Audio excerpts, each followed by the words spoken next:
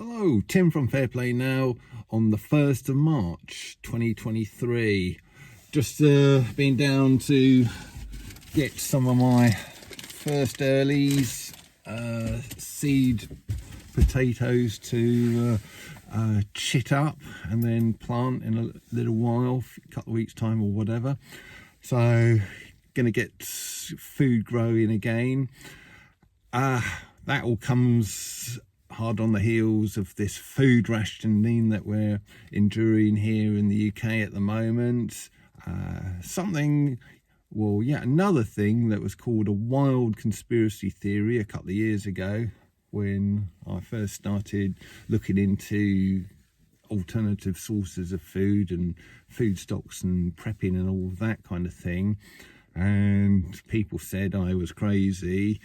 But 2 years on, we got the food rationing and yet another conspiracy theory come true, isn't it? So before I sort of carry on in this same kind of fashion, a couple of shout outs.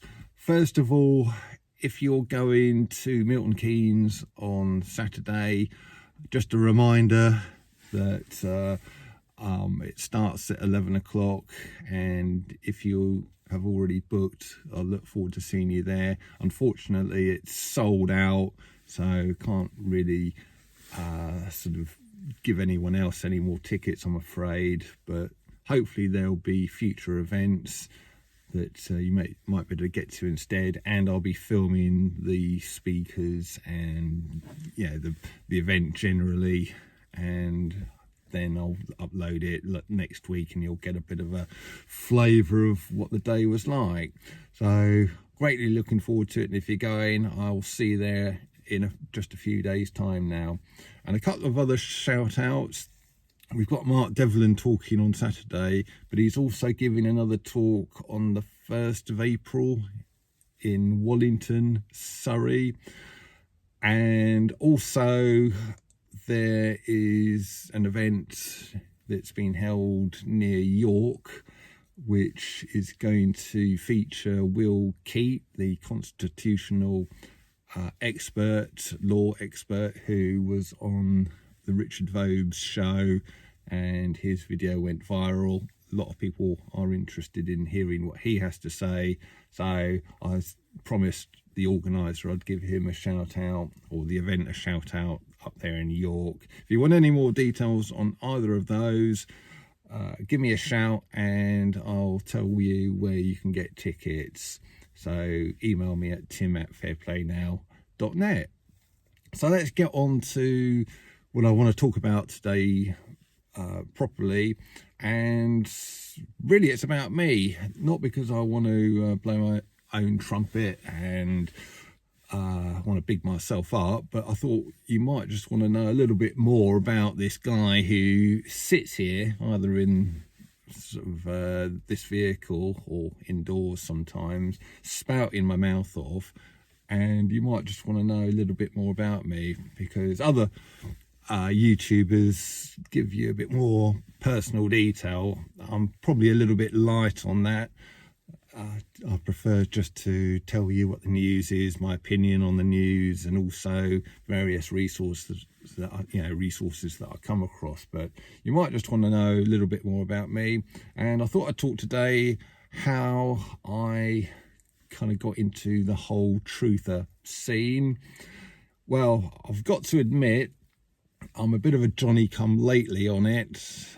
I heard the term pop-up truther not long ago, a few days ago, whenever it was, and that refers to people who became truthers in 2020 when all of the nonsense started, or soon after it started, and that probably describes me perfectly, really. Before that, I wasn't fully asleep. I was vaguely aware that things just didn't seem right, but I kind of just ignored it, kept my head down, went out, worked hard, earned my living, as you do, and just tried to live my life as best as I could. But I definitely wasn't what you'd call awake. I wasn't like probably many people watching me now who knew all of this stuff years ago, decades ago even. I've got to admit, I was almost totally taken in by the whole 9/11 thing. Got to hold my hand up to that, but got to admit, I did always find it a bit strange how those two buildings came falling down in the way they did. You know, just looked very similar to you know, the controlled demolitions that you see when they're bringing buildings down. You know, the demolition experts are bringing buildings down, and I did always think it does look remarkably like that, which is slightly strange. But there again, I'd never seen aircraft going into buildings and how they collapse after that. So I was like, well, who knows what happens? Maybe that is what happened. So I didn't pay it too much attention. I was just shocked like everybody else at the loss of life, and didn't really look too much further into it from there until I started seeing documentaries. And that's how I started getting interested in truth of stuff, conspiracy theories. I would, you know, when I got into YouTube a few years ago, 7 or 8 years ago, I started coming across, you know, quite a lot of the truth of stuff about 9/11, Kennedy assassination, and various other things related to it all. And yeah, I must admit, I did enjoy watching those kind of documentaries, but really it was just as an entertainment thing for me. I'd probably draw a parallel to how people watch ghost stories. You know, you sort of sit down in the evening and watch a good ghost story or ghost film on you know, wherever, and then you're kind of going up to bed afterwards, aren't you, late at night, and you're kind of looking over your shoulder, aren't you, like that, you know, and in the dark as you go upstairs, and you sort of, when you're in bed, you sort of think, blimey, you know, what if ghosts really do exist?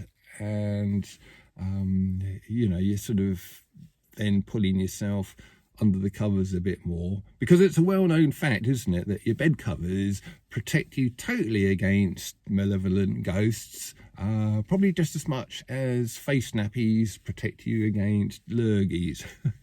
But that's just an aside. But then you wake up in the morning, cold light of day, you're going out to work, and you sort of think, yeah, it'd be, you know, kind of cool if ghosts do exist, but they probably don't, which is how I used to look upon it. Now my view on that kind of thing's changed as well, but that's how I used to look at things. And I treated things to do with the truther movement, conspiracy theories, whatever you want to call them, in much the same way. I'd get to the end of watching one of these documentaries and I'd be like, blimey, you know, what if that's really what happened? You know, if that is really true what they're saying. And then same thing, cold light of day, and I'd sort of think, yeah, it could be true, but probably isn't. And that is how I used to be up till early 2020. And I did enjoy them, but I probably didn't come down on the side that they were true, is how I would summarize that. But I always knew there wasn't, you know, things weren't right. I always kind of hated working for the system and working for the man, as it's called, and I really never liked it, never enjoyed it. And earlier in my life, I spent so much time sort of drifting from job to job,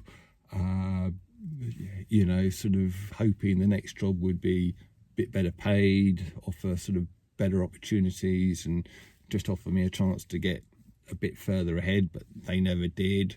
And a little bit of a dirty little secret that I've never really told anyone, sort of, or hardly anyone ever, is I used to be, for a very long time, probably longer than I care to admit really, sort of probably 20 years, is I used to be very much into the whole BizOp thing, if you know what that is, business opportunity scene, which, if you don't know what that is, kind of a typical advert, because once you get into that scene, you get sent through all of these things through the post and through your email and everything else. And a typical headline to draw you in would be something like how to earn £1,000 a week working just 20 minutes a day with this fabulous new horse racing system, or stock market system, or internet business thing.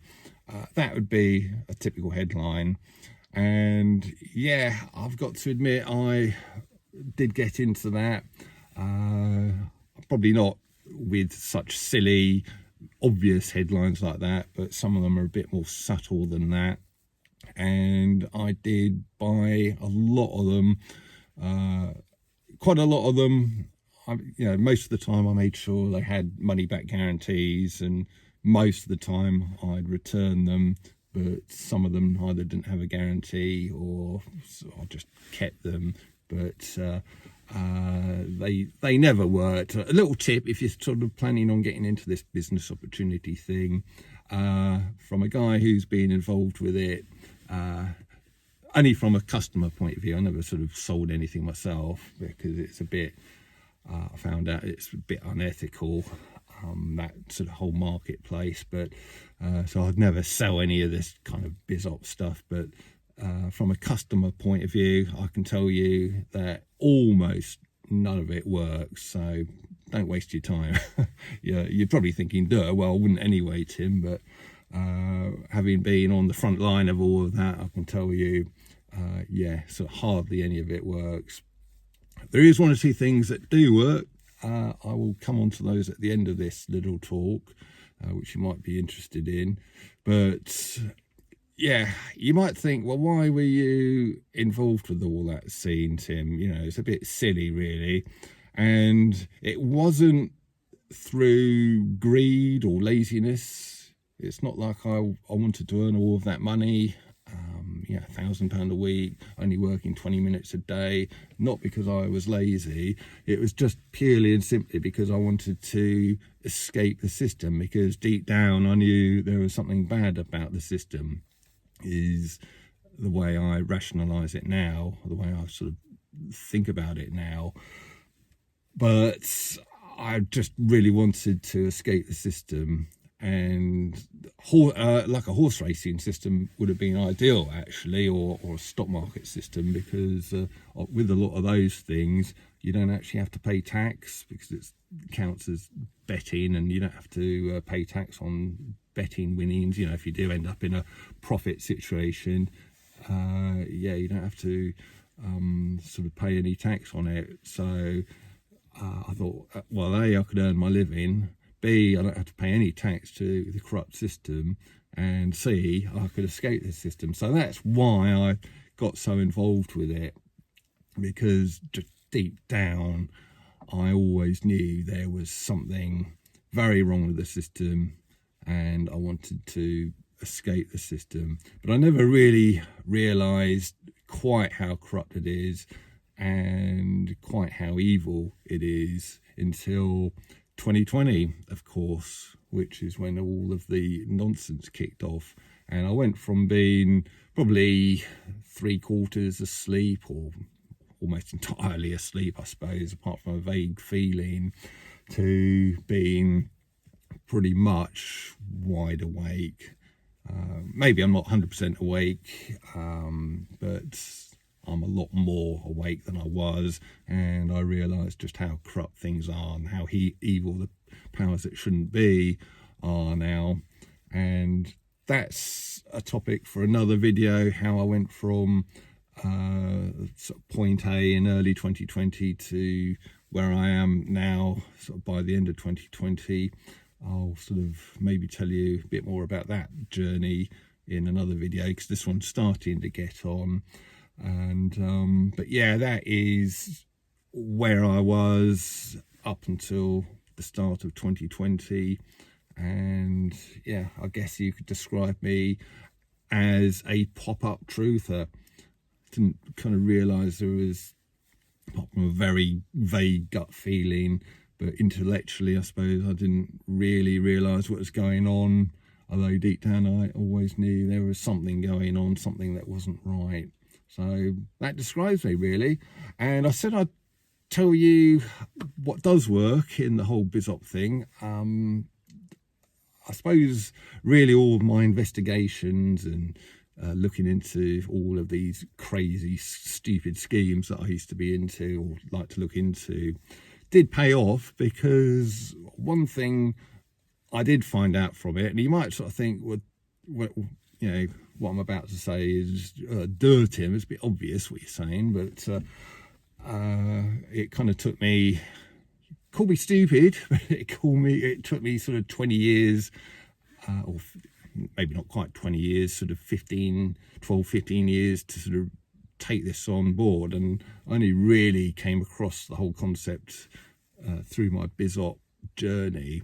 And one way to sort of make a decent living is simply to, you know, sort of have a look around you at what the in-demand skills are, skills that people are willing to pay very, very good money for, and then just go and get yourself skilled up in that area.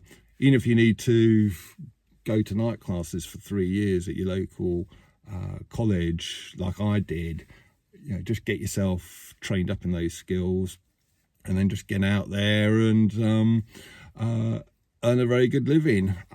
That's what I did. That's why I'm an electrician. I didn't kind of do it after I left school or anything like that. I only came into it slightly later in life, when I was about 40, and I kind of, you know, realized that that was a good skill to get, highly in demand.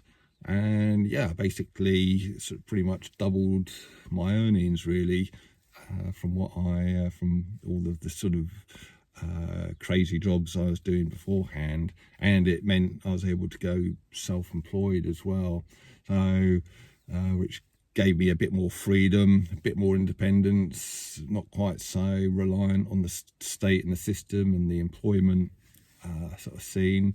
And yeah, that's kind of what I did. I also encouraged Lorraine to get into accounts. She just did some grotty customer service type jobs before that, which she never enjoyed. And I said, well, look, yeah, get some accountancy training, because there's always jobs out there for those, and it's reasonably well paid.